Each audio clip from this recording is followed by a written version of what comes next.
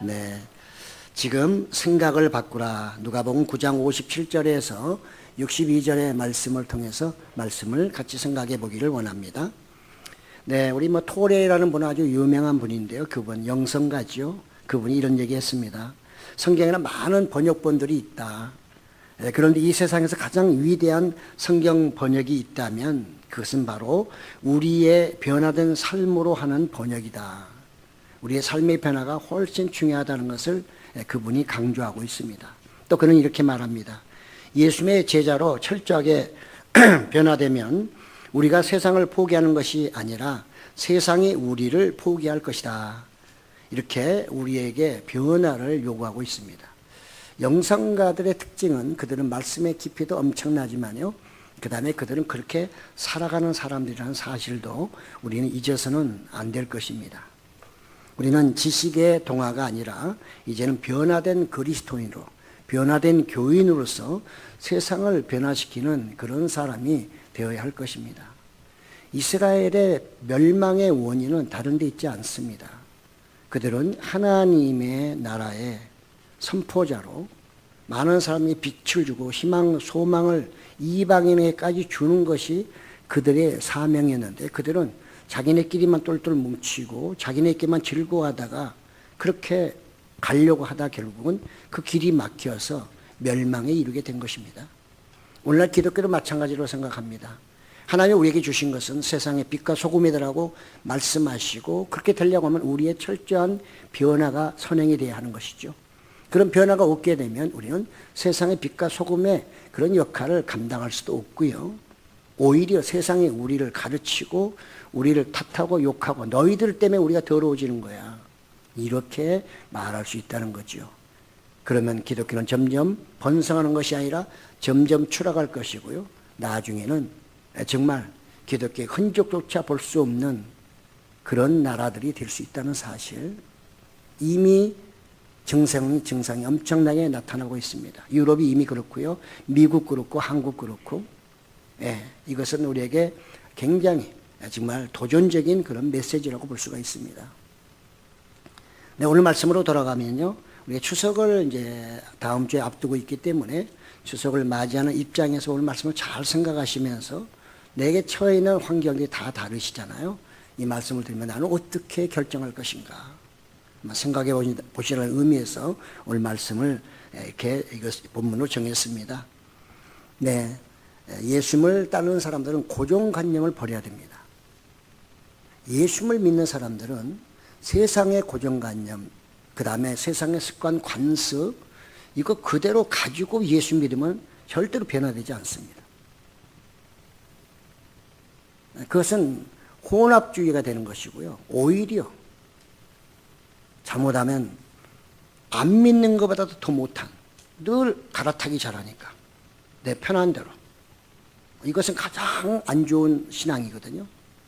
그렇기 때문에 우리는 반드시 예수님의 말씀에 따라 변화가 돼야 되고 예수님의 생각대로 내가 살아야 됩니다. 그래서 오늘 제목이 지금 생각을 바꾸라. 오늘 세 사람이 등장합니다. 세 사람의 생각이 도대체 무엇이길래 예수님은 그들에게 붙잡고 너희의 생각을 지금 바꾸라, 고정관념을 바꾸라고 말씀하셨을까요? 예수님은 이제 많은 사람들과 함께 길을 가고 계십니다. 우리는 길이 여러 길이 있습니다.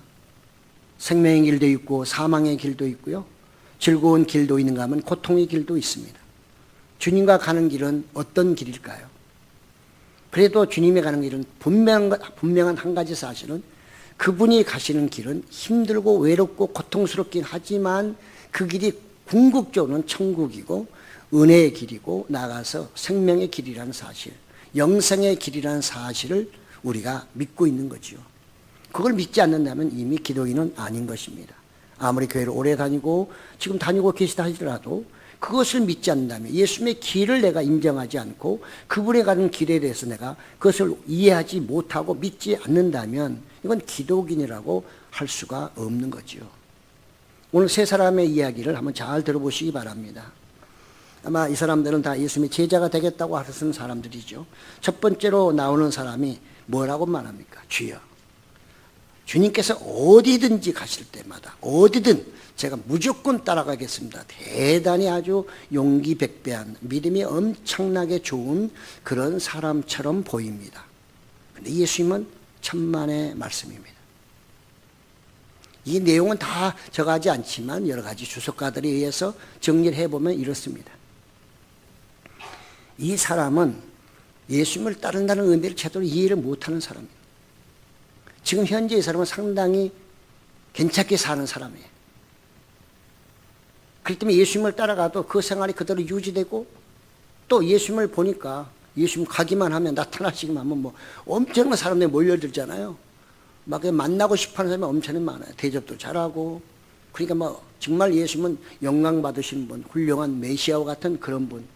그래서 예수님을 따라가게 되면 나도 저렇게 영광 받지 않을까?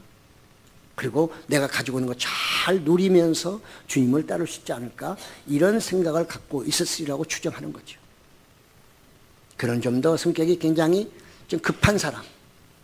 뭔가 모르게 좀 깊이 생각하고 결정을 해야 되는데 충격적으로 또는 그냥 감정적으로 일시적으로 결정했던 사람의 한 모습이라 이렇게들 추정을 합니다. 그래서 예수님은 그에게 일침을 가하지요. 네가 정말로 나를 따를 수 있어? 내가 가는 길이 어떤 길인 줄 알아? 너는 지금 내가 다니니까 사람들이 많이 모이니까 이것만 보는데 그렇지 않아. 내 길은 어떤 길이냐 하면 여우도 굴이 있고 그 다음에 하늘에 나는 새도 거기도 동아리가 있지만 둥지가 있지만 나는 머리 둘 곳이 없는 사람인데 그래도 나를 따르겠느냐? 이렇게 말씀하는 거죠. 그래도 따르겠느냐? 네 생각 지금 바꿔. 나의 이 고난의 고통길의 길을 따라오든지 아니면 그냥 현재 누리고 있는 건 네 길로 가든지 둘 중에 결정하라는 겁니다. 그냥 따라온다고 해서 따라와지는 것도 아니고 그렇게 적당한 생각 가지고 따라와서도 안 된다는 예수님의 말씀입니다. 칼빈은 본문을 해석하면서 이렇게 말합니다. 서두르는 사람, 서두를수록 덜 된 사람이다. 서두를수록 덜 된 사람이다. 이렇게 칼빈은 정의를 하고 있어요. 그래서 이 사람도 이렇게 좀 무작정 주님을 따르고자 하는 그런 좀 충동적인 신앙 고백자, 예수님의 제자가 되기를 원하는 사람이었을 것이다. 이렇게 말씀하고 있습니다. 그렇습니다. 예수님은 하늘에서 오셨고 하늘로 가실 분이기 때문에 이 땅은 예수님에게는 짧은 나그네 생활입니다. 뭐 모든 사람이 마찬가지지만 다른 사람은 수십 년 살지만 예수님은 아주 짧은 시간을 사신, 그것도 공생에는 3년여밖에 되지 않습니다. 대단히 짧은 시간이기 때문에 그 시간에 모든 걸 다 하셔야 되기 때문에 뭐 쉬고 놀고 할 시간이 없어요. 바쁘신 분이에요. 늘 꽃길로만 갈 수 없어요. 하나님의 아들이지만 하나님의 아들로서 이 땅에서는 꽃길만 갈 수 있는 분이 아닌 것입니다.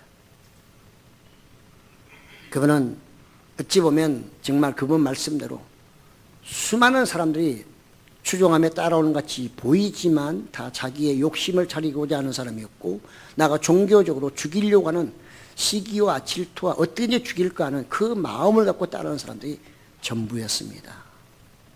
주님은 사람들의 마음을 알기 때문에 그래서 다른 본문에서는 이렇게 말하죠.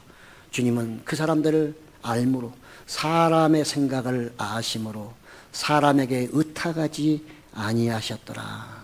이렇게 말씀하고 있어요.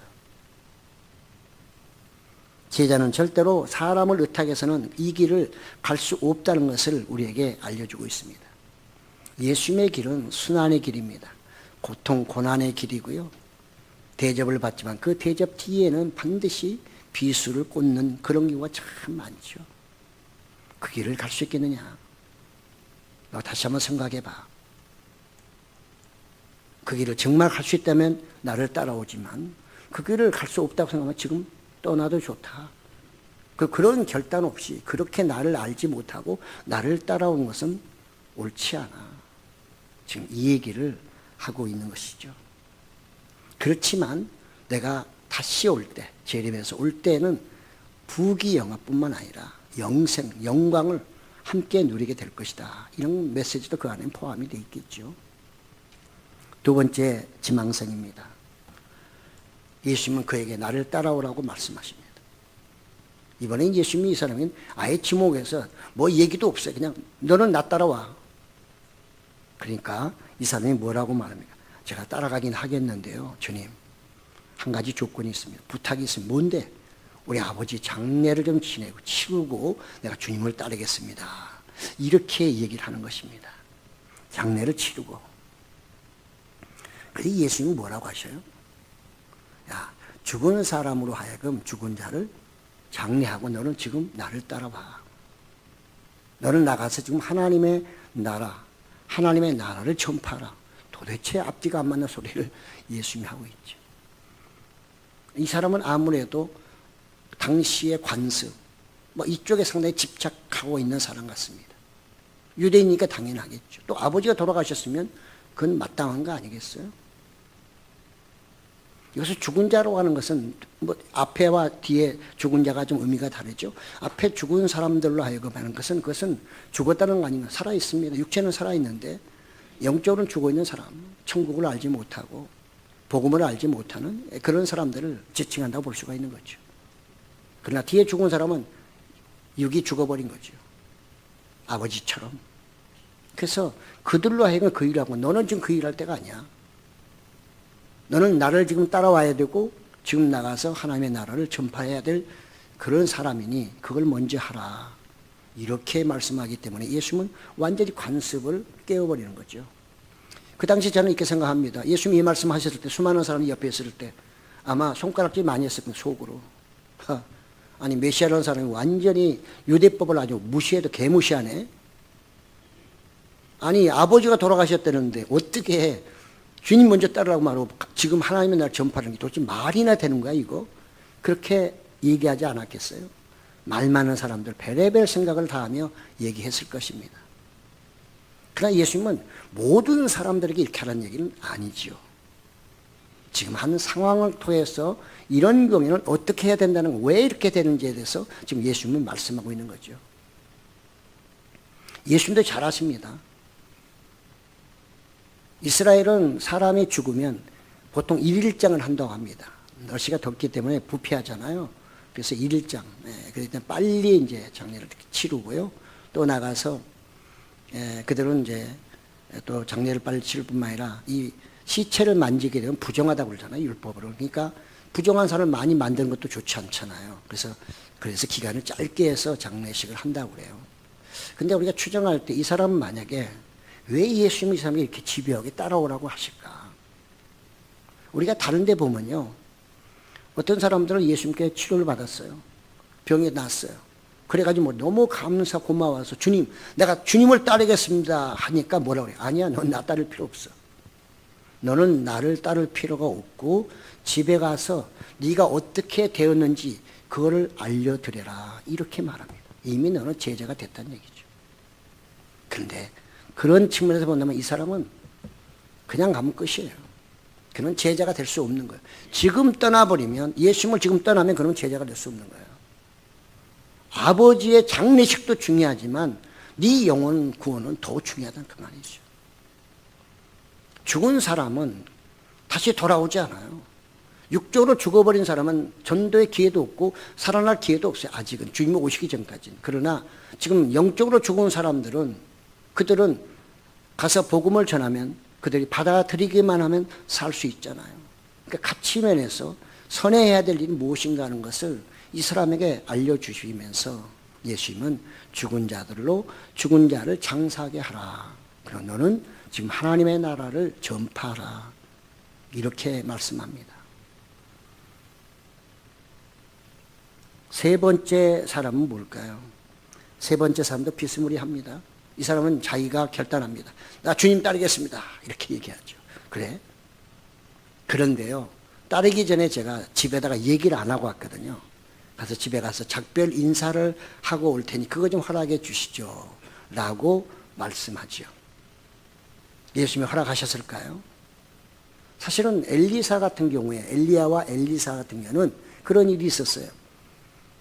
이제 엘리야가 나를 따라오라 할 때 엘리사가 제가 집에 가서 작별 인사하고 오겠습니다. 그러니까 엘리야는 허락해 주죠. 가서 모든 거 정리하고 그 다음에 엘리야를 따르는 그런 사건이 있었어요. 막 그걸 생각했는지도 모르겠습니다. 예수님은 구약을 완전히 부정하는 거죠. 엘리야와 엘리사의 사건을 부정하는 거랑 똑같은 거예요. 예수님은 갔다 오라는 얘기를 하는 게 아니라 가지 말라고 하신 거죠.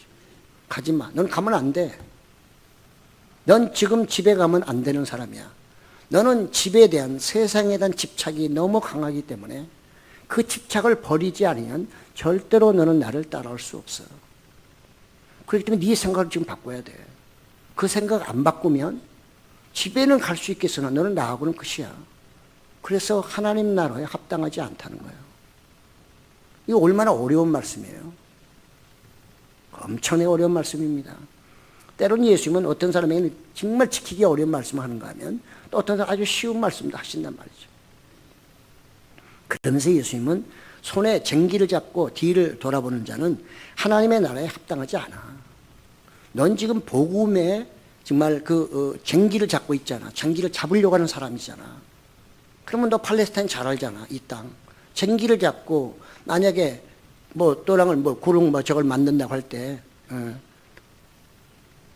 뒤를 돌아보고 하면은 돌 많은 그 팔레스타인 지역 땅에서 그 어떻게 되겠냐? 제대로 고랑을 만들겠느냐? 제대로 길을 갈 수 있겠느냐? 그 얘기죠. 앞을 가야 될 사람이 뒤를 쳐다봐 가지고는 다른 마음으로 섞여 가지고는 절대로 이 길은 갈 수 없는 길이라는 것을 예수님이 지금 말씀하고 있는 거죠. 버려야 된다는 거죠. 생각을 바꾸라. 너의 가족, 세상에 대한 집착을 지금 버려야지 나를 따를 수 있다. 넌 지금 버려야 돼. 너는 가면 안 돼. 너는 지금 가면 하나님 나라에 너는 합당하지 않아. 무슨 말일까요? 하나님 나라에 합당하지 않다는 말은 쉽게 말하면 구원 못 받는 거죠. 너는 나와는 무관한 거야. 너하고 나하고의 관계 끝나는 거야. 어떻게 할 건데? 나 따른다며. 그거 포기할 수 있어? 아니면 그냥 갈래? 이렇게 예수님이 지금 말씀하고 있는 거죠. 그럼 그들은 대답해야 되는 거죠. 아니, 결정해야 되는 거죠. 결정해야 되는 것입니다. 예수님은 그 당시에 이렇게 작별 인사를 한번 하러 가면요, 시간이 많이 걸린다는 거죠. 우선 왔다 갔다 하는 시간도 많이 걸리고 가서 또 하면 정리할 것도 많잖아요. 그러니까 작별하러 가족으로 가게 되면 정리할 게 너무 많은 거예요. 그 정리하다 보면 주님 따를 생각이 싹 사라지는 거죠. 믿음은 고사하고 내가 왜 주님의 제자가 됐지? 그 고난스러운 거 안 갈래. 그렇게 하고 그리고 또 가족이 얼마나 붙잡겠어요. 당신 없으면 못 살아 해가면서 네가 우리 집에 가장인데 장자인데 네가 어디 간단 말이냐 하면서 붙잡지 않겠어요? 그러면 올 수 없어요. 그 사람 마음은 변할 수밖에 없는 것입니다. 그리고 또 하나는 시간이 그렇게 많지가 않아요. 예수님의 시간은 딱 정해져 있어요. 지금 초를 다투는 겁니다. 예수님의 시간의 일정은 초를 다투는 거예요. 얼마 남지 않았어요. 그런데 그 사람에게는 여유가 있다고 생각하고 자기의 시간은 좀 시간이 있다고 생각하니까 집에 갔다 와서 작별 인사도 하고 그 다음에 주님 어디서 만나가지고 다시 따르고 이렇게 해도 되지 않겠습니까? 라고 말하지만 예수님은 속으로 뭐래요? 그 얘기까지는 안 하시면 얘야 나는 지금 이 세상 끝날 날이 얼마 안 남았어. 너처럼 이렇게 한가하게 오래오래 있다가 나를 다시 만난다고? 아니야. 그때는 이미 너는 나를 만날 수 없으므로 너는 하나님 나라에 합당한 자가 되지 못하는 사람이 되고 말 거야. 어떻게 할 건데? 네 생각을 바꿀 거야? 아니면 그냥 네 생각대로 갈래? 이렇게 주문하고 있는 것입니다. 그렇습니다. 신앙이라고 하는 것은 우리가 예수 믿는 것은 이거 그냥 시간 나면 믿고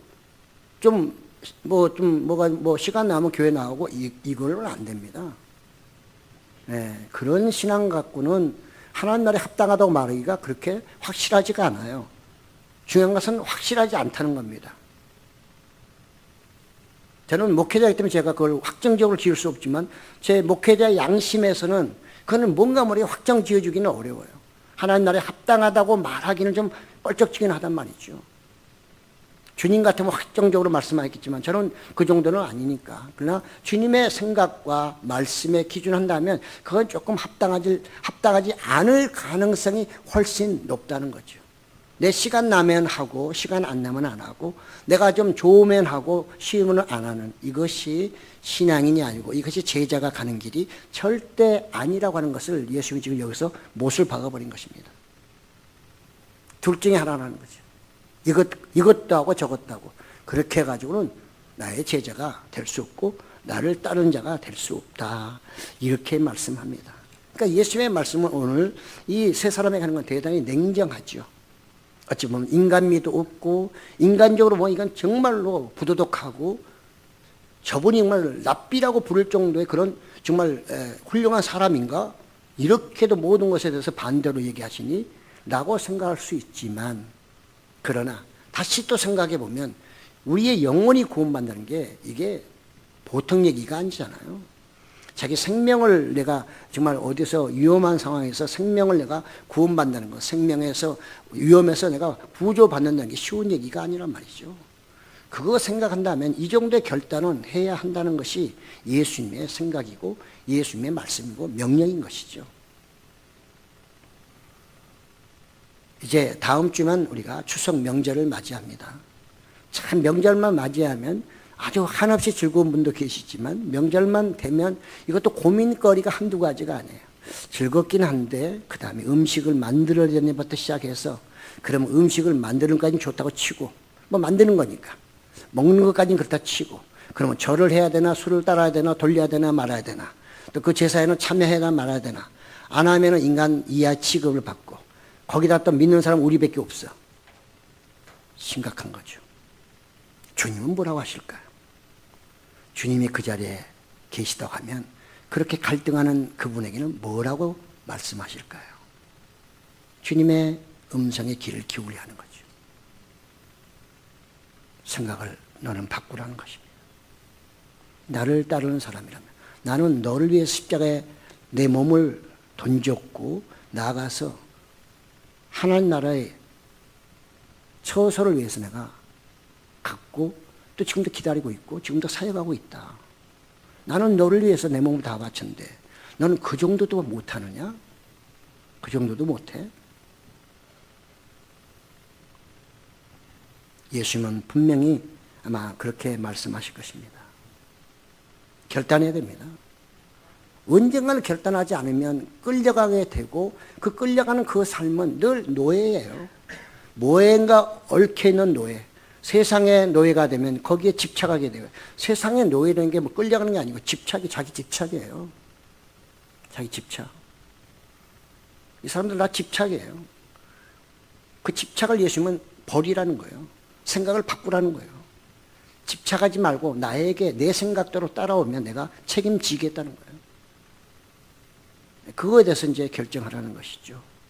추석 명절이 이제 점점 다가올 때 참 늘 고민하신 분들 한번 깊이 묵상하시고 또 기도하시고 준비하면서 이걸 어떻게 지혜롭게 넘어갈 수 있을까 한번 정말 생각하시기를 바랍니다. 저는 오늘 본문을 통해서 한 세 가지로 다시 한번 정리를 해볼까 합니다. 예수님을 우리가 따른다는 것, 결단을 하는 것은 어떤 경우라도 내가 주님의 말씀을 수용하겠다고는 맹세입니다. 이거는 맹세입니다. 그런데 우리는 맹세를 해도 항상 자주 바꾸고 내 마음대로 그것을 어길 때가 참 많죠. 그래서 주님은 그럼에도 불구하고 용서를 통해 회개를 통해서 그것을 계속해서 계약서를 새로 써주는 경우가 참 많이 있습니다. 우리는 하나님의 은혜와 성령으로 예수 그리스도를 영접한 사람이고요. 그렇기 때문에 예수님의 명령에 순종해야 하는 것이죠. 이것이 신앙인의 모습이고 우리가 가야 될 길입니다. 때로는 그렇기 때문에 외롭고 쓸쓸하고요. 사람들에게 완전히 인간 취급 못 받을 때도 있어요. 그러나 항상 주님은 그런 가시밭길만 걸어가지는 하지는 않습니다. 예수님이 십자가를 지신 후에는 부활의 영광이 있듯이 그렇게 가시밭길을 가다가도 어느 날 하나님이 딱 세워놓으시면 모든 사람들이 따라오게 돼 있어요. 그래야 그 가정이 복음화되고 예수님을 영접해 함께 구원을 받고 영원한 영생의 길로 가는 것이지, 그거 내가 뿌리치지 못해서 그거 사람의 얼굴 때문에 사람들의 이목 때문에 나라의 어떤 우리가 가지고 있는 관습 습관 때문에 그걸 내가 전전긍긍하며 버리지 못한다면 노예되는 거죠. 그러면서 양심은 얼마나 꺼려지겠어요. 늘 고통스럽고 죄송합니다. 과연 주님은 어떻게 말씀하실까요? 믿음의 길로 가는 것은 힘들긴 하지만 이게 생명의 길이라는 것, 구원의 길이라는 것 또한 기억하셔야 됩니다. 세상에 대가 없는 어떤 정말 이익은 없죠. 대가 없이 수고하지 않고 땀 흘리지 않고 성공할 수는 없어요. 내 생각을 포기하고 주님의 생각을 따라야만 하는 것이 신앙인의 길입니다. 네. 그 당화 혈색순과 그런 테스트 하는데 8가지 요소가 있더라고요. 그걸 낮추는 그 중에 딱 한 가지 제가 기억나는 것은 스트레스예요. 당이 높아지는 것은 스트레스가 제일 크답니다. 우리 모든 게 스트레스가 만병의 원인이라고 그러잖아요.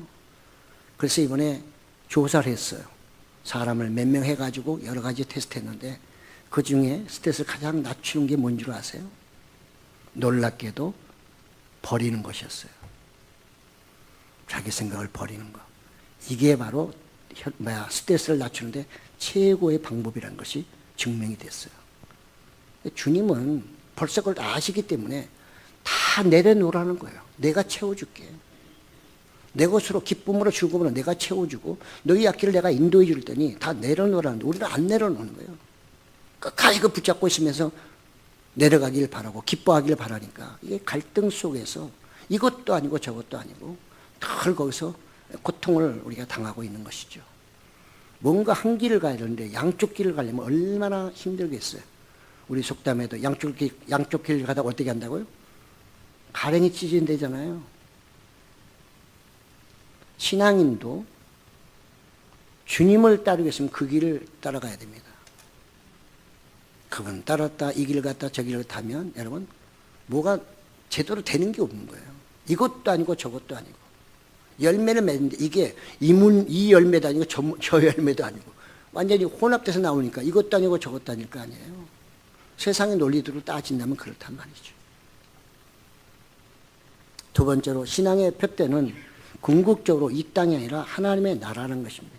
예수님은 계속해서 하나님의 나라에 나를 전파하라, 하나님 나라에 합당하지 않다, 하나님 나라를 계속 강조하고 있어요. 우리는 어때요? 순서가 바뀌어버린 거죠. 하나님 나라도 소중한 줄 알고 그 나라를 가기를 원하는 것은 누구나 마찬가지예요. 다 구원받기 원하는데 문제는 순서가 안 바뀌는 거죠. 이 생각의 순서가 바뀌어야 되는데 우리의 생각은 늘 이 땅이 먼저고 그 다음에 하나님 나라. 주님은 하나님 나라 먼저 그 다음에 이 땅이라는 거예요. 이 땅을 무시하는 게 아니죠.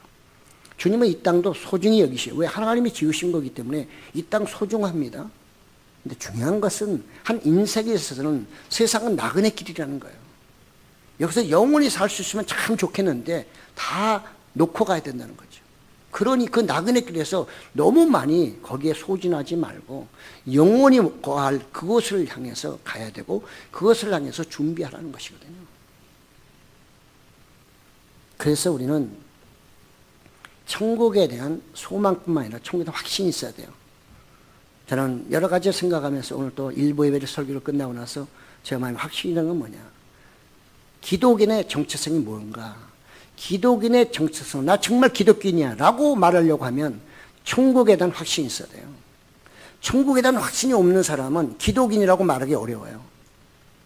천국에 확신이 있다는 말은 내가 하나님을 예수님을 정말로 믿고 예수님이 하늘에서 왔다는 것도 믿고 그분이 나를 십자가에 위해서 돌아가셨던 것도 다 믿는 거예요. 그래 내가 죽으면 어디 간다? 난 천국 간다는 거예요.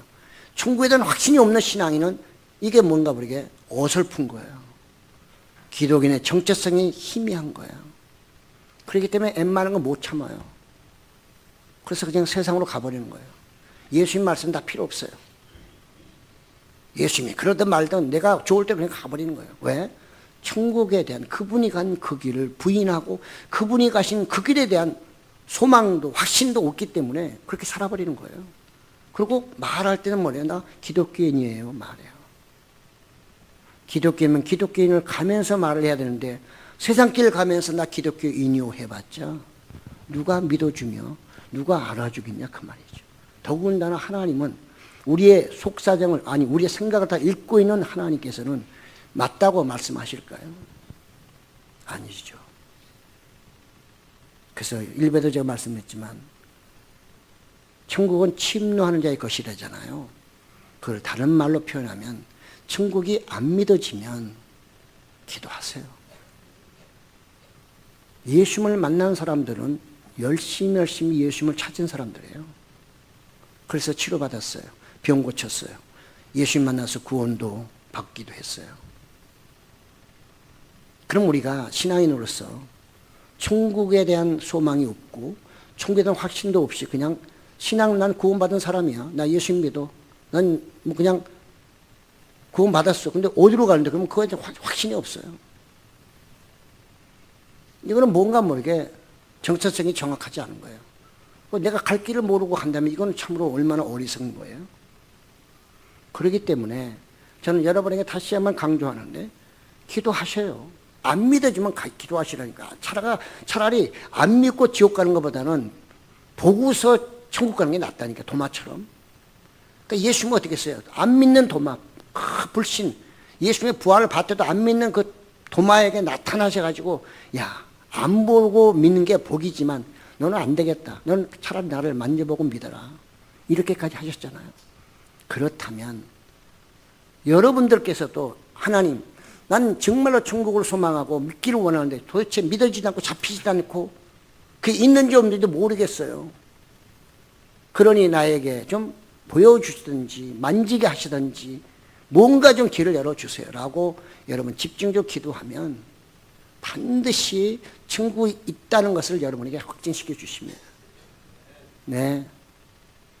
그런 노력도 하지 않고 천국이 있는지 없는지 희미하고 그래 가지고는 안 돼요. 저도 처음에 젊을 때 예수님을 믿어서 성령의 충만에 살 때 그 엄청난 기도를 통해서 하나님 저에게 보이는 게 많았어요. 그렇게 안 하면 제가 오늘날 이 자리에 있을 수가 없어요.